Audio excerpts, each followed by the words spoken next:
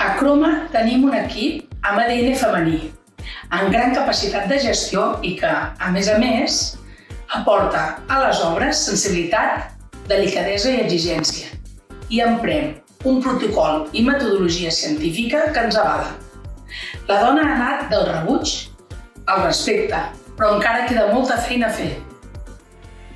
Pues la mujer aporta mucha pasión al trabajo que hace, ¿no? En la bioconstrucción, los procesos constructivos llenos de creatividad.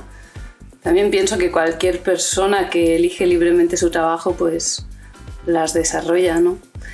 Y la mujer tradicionalmente yo creo que ha estado siempre en la bioconstrucción. Es momento de visibilizarnos y darnos cuenta de que no estamos solas, ¿no? Y que somos muchas. Bé, doncs aquí estic, dins de la furgoneta, dins del pàrquing, a punt de començar el dia. Avui haig d'anar a mirar una feina, una façana a la Gran Via.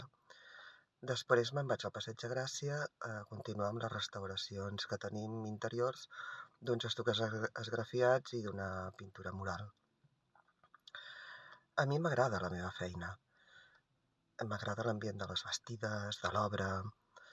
M'agrada el fet de tocar i sentir la història, saber que només qui ho va fer i nosaltres ho hem pogut tocar.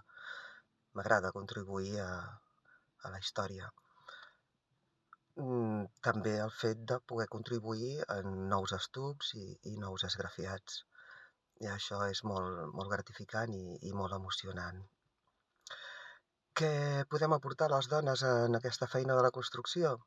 En quant a tècnica, doncs res, som igual que tothom.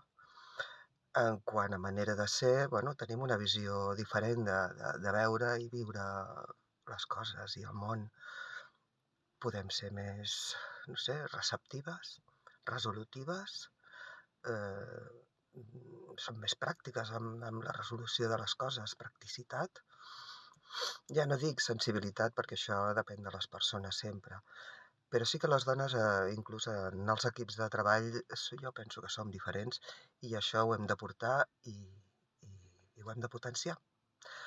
No sé si ho he dit, soc Núria Casadevall. Fins aviat.